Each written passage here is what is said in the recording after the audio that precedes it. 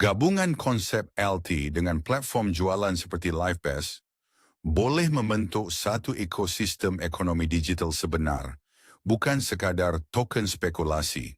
Apabila ahli membeli produk LiveBest dan menerima coin back dalam bentuk LT, token itu mula mempunyai fungsi dunia sebenar, real utility. Ini jauh lebih kuat berbanding token yang hanya digunakan untuk trading semata-mata. 1. Membantu mempopularkan token LT di pasaran A. LT digunakan oleh orang awam. Kebanyakan token kripto gagal kerana hanya digunakan oleh trader. Tetapi apabila LTE diberi sebagai cashback, digunakan untuk diskaun, digunakan ketika jualan harga runtuh, digunakan oleh pembeli harian, maka LT mula dikenali sebagai token yang boleh digunakan membeli barangan sebenar. Ini menjadikan LT lebih mudah diterima masyarakat biasa. B. Setiap pembeli menjadi pengguna kripto. Secara automatik, ramai orang tidak faham blockchain atau wallet kripto. Namun melalui sistem 1. Beli produk. 2. Dapat LTE. 3. Guna LTE untuk diskaun, mereka mula belajar kripto tanpa sedar. Daripada pengguna biasa menjadi pengguna wallet, penyimpan token, pengguna blockchain. Ini mempercepat penyebaran penggunaan LTE.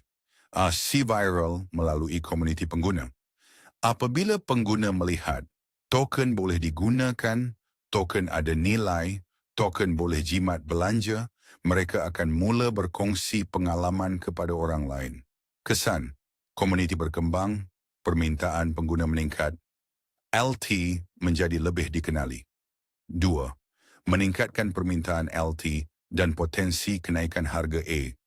Token digunakan untuk diskaun.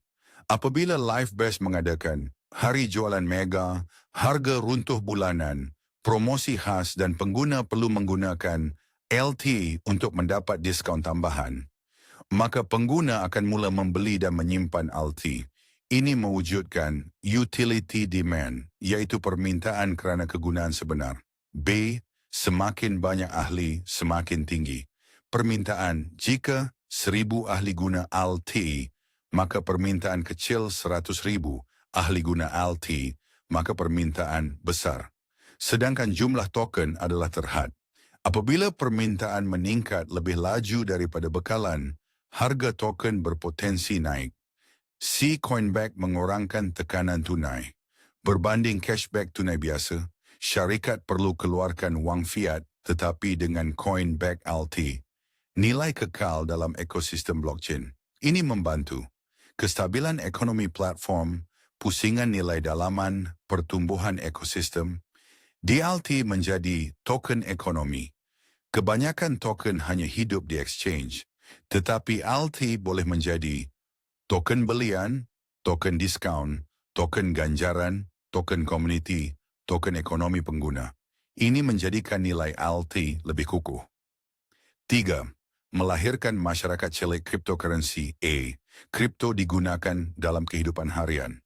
Ramai orang melihat kripto sebagai trading, perjudian, spekulasi, tetapi melalui LiveBest plus LT, kripto digunakan untuk membeli barang, mendapat diskaun, menerima cashback, menyimpan nilai. Ini mengubah persepsi masyarakat.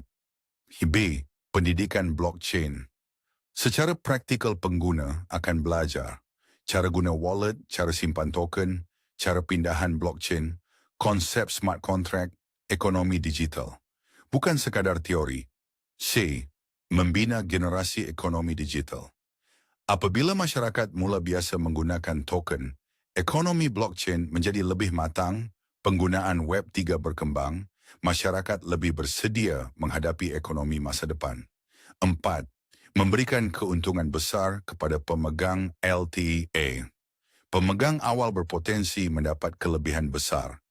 Jika penggunaan LT berkembang, permintaan meningkat, komuniti bertambah, transaksi bertambah, utility bertambah, maka nilai token berpotensi meningkat dari masa ke masa.